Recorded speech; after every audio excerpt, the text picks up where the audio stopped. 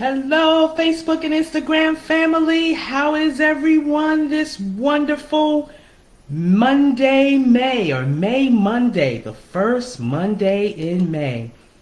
Would you believe that we are 5 months into the year? Oh my gosh. Just sporting one of my attires for today. Some people may remember quite a few years ago, I came out with a EP called Liberty. And this was my shirt. And we'll be putting this gear out very, very soon. So if you'd like to make a pre-order, you can go to my website, successbeyondstrategies.com, and leave your information, shirt size, and all that good stuff, and we'll make that happen for you. You can also view the video on my YouTube channel, Lady Vern, Ladyverne, and the song is based on this scripture. So I'm just excited to share that. It's going to be some more gear coming up, so stay tuned to that. Let's get into our question for today.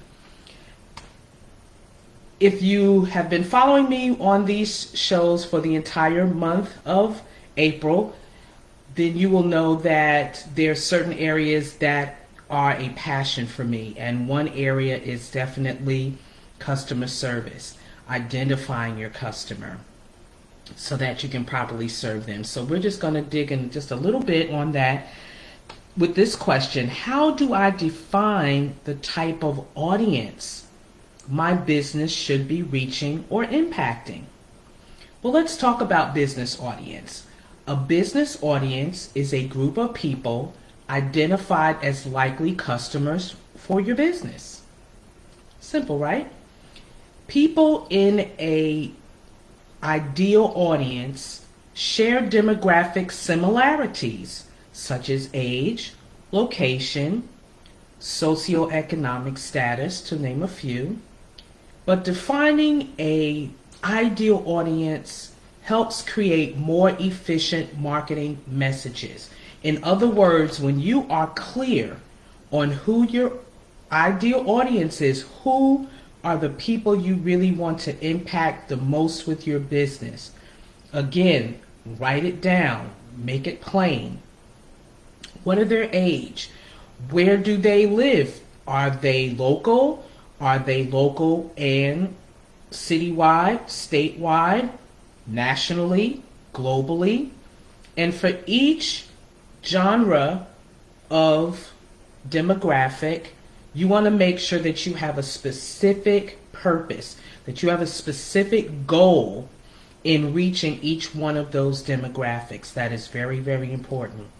Your ideal audiences are formed from other groups such as adults, teens, children, mid-teens, preschoolers, men or women, all of the above. So you want to make sure that you're very precise in defining your demographics. The market to any given audience effectively is essential in becoming familiar and knowing your market. You want to study their habits, their behaviors, their likes and their dislikes. Once you define that age group that you want to directly affect and directly impact the most, then you want to study their habits, their behaviors, their likes and their dislikes. Your baby boomers, what are their ways of doing things? Your generations X, Y, Z, your millennials, what are some of their likes, their behaviors, their dislikes? You definitely want to be clear on those things because you want to make sure that you are addressing, again, remember, we're talking about solving problems and fulfilling their needs with your services or products or end products. So you want to make sure that you know what is trending with each one of these ideal audiences. 7 ways to determine your ideal audience. Analyze your customer base. Who have you been reaching out to with your services and products the most? Who's been responding to your business and services the most? Conduct market research and identify the industry trends. Based on what your products and services are, What is your industry doing trending? What is trending in your industry? Then based upon what it's trending, well, who is it trending to?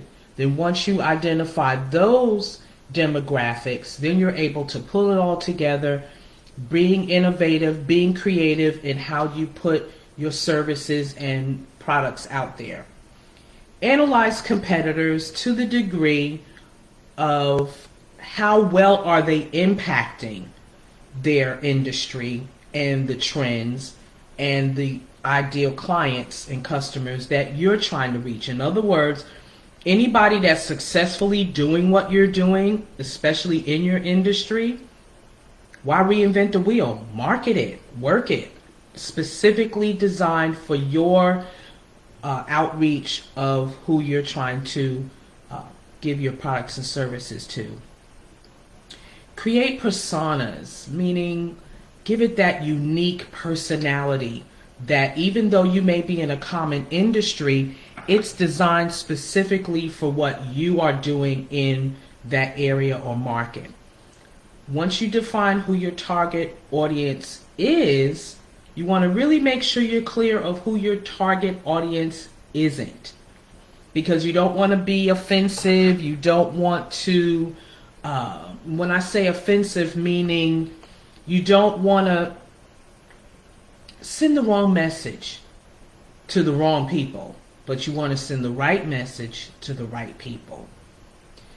Be open to understand that you're going to continuously revise how you're reaching your demographics. As I forestated in some of the other sessions that we've had, people change like the wind, their desires, their taste. I mean, come on, think of you personally.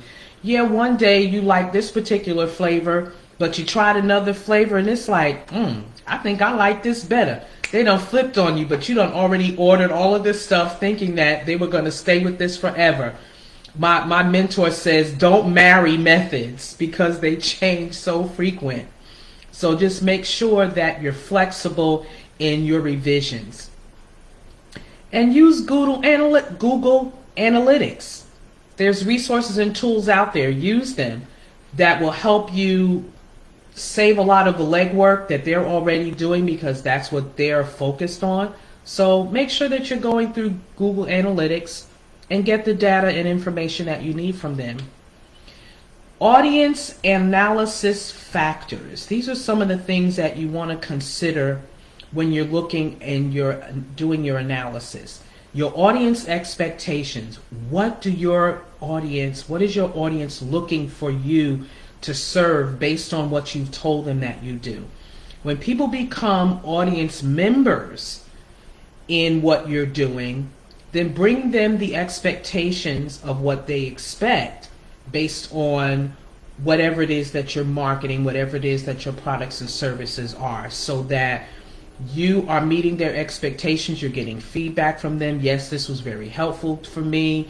Yes, I thank you for this information. I was able to share it with other people. So you want to make sure that you're meeting those expectations. Know what you are doing. Know what your services are providing. Know what your products are satisfying the customers with. So know your industry. Know what you're working with. What is the attitude of the people toward your industry? You want to know the negative and the positive, because again, you can become a millionaire if you know how to solve problems and be solution giver, solution minded in the products and services that you provide. Know your audience size and make sure that you're equipped to handle the demand of your audience. Your demographics, again, as we forestated, make sure that you know who you're reaching out to, what age range, what genders, and what likes and dislikes. Make sure that you're doing that. Making sure that you are taking full advantage of volunteerism and making sure that you're engaging people to the point where they want to connect with what you're doing, whether you're able to employ them or whether they just are looking for something that an organization or a company that's really on the move, that's really trendsetters, and that's really making a mark that people can follow. Your interests, your knowledge, and your attitude are the three most important factors to consider when you're determining your audience's disposition. You have to make sure that you have something that will pique their interest, that you are knowledgeable about what you're sharing, and that you have the right attitude, that you're there to help, you're there to serve, you're there to solve problems, you're there to bring solutions, you're there to ease the burdens of people based on what your organization is marketing, selling, or the services that you're providing. Now, how do you determine audience needs? One of the first things you should consider looking at when determining audience needs, again, the age range. You may have a product or a service that can serve a large range, such as funeral insurance. This is so funny. My mentor says that death, destruction, divorce, disease, and disaster, those are across the board situations that if you have the type of business, that you have the type of organization that you can fit in any one of those areas, then your age range can be huge. If your audience is your baby boomers, your greatest generations, say for instance to sell skateboards to, such as Generation Z, find out what is that core product, that core service, that when you have determined what audience, your ideal audience is to your business, to your services, then the sky's the limit. There's no stone unturned that you will not be able to meet, because you have taken the time to go through the different aspects of defining who your audience is. And you should be able to make a deep reach, a deep impact that will make a difference and change the whole trajectory of your business. Do not be all over the place with what you do. Be clear and concise of exactly who your target audience is. I don't like that word. I take that back. Your ideal audience. People aren't targets that you shoot at them. They're your ideal client or customer that you are ready to be able to service their needs, to be able to solve problems, bring solutions, bring ideas, bring innovation, bring creativity, because that's the vein that you continue to operate in. So with that being said, I'm signing off for now. Thank you so much for joining me on Business Strategies and Tips with Lady L. If there's any of our sessions that you have missed over this past month, May 4th will be a whole month that we've been doing these shows, and I'm really hoping that you're getting something from them that you're able to apply. But if you've missed any, go to my YouTube page, Lady Vern, that's LadyVerne, and you can go back and with your plan that you are writing out and putting together, you're able to go back and able to watch those to make sure that you're dotting those I's and crossing those T's. So bye-bye for now. Enjoy your May Monday. Have a great day, everyone. Bye-bye.